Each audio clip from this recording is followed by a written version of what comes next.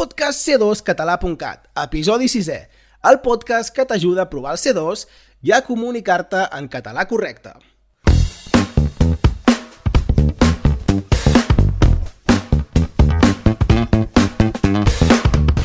Hola de nou, hola una altra vegada al podcast de c2català.cat i sabeu què? Avui estic nostàlgic i us explicaré una història, com si fos un conte.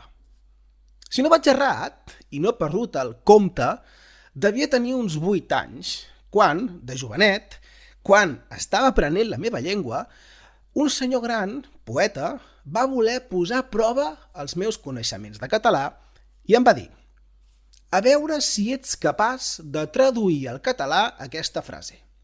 I va dir, atents, mi abuelo me cuenta un cuento y luego cuenta la cuenta.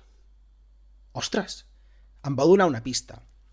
En català, totes les formes s'escriuen diferent. I bé, si he de ser sincer, en aquell moment no me'n vaig en sortir del tot.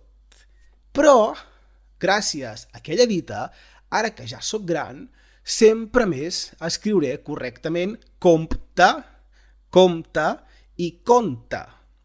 Teniu clar com s'escriu aquesta dita en català? Va, us la repeteixo perquè hi penseu. La dita diu, mi abuelo me cuenta un cuento y luego cuenta la cuenta. Us deixo uns segons, penseu-hi.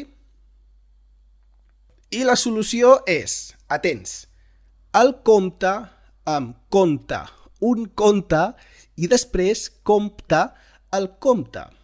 I clar, com s'escriu això, pensareu. Som-hi altra vegada. El compte, que s'escriu C-O-M-T-E, amb conte, és a dir, me cuenta, m'explica, que s'escriu C-O-N-T-A, un conte, és a dir, un cuento, que s'escriu C-O-N-T-E.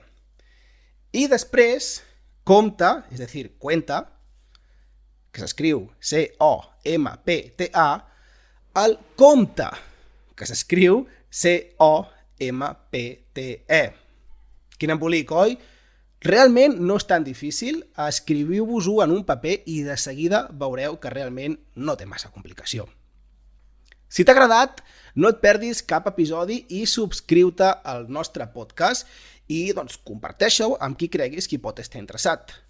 I també, si en vols saber més, entra a c2català.cat, podràs conèixer quins són els criteris de correcció que fem servir els examinadors quan avaluem el C2 gràcies al nostre curs.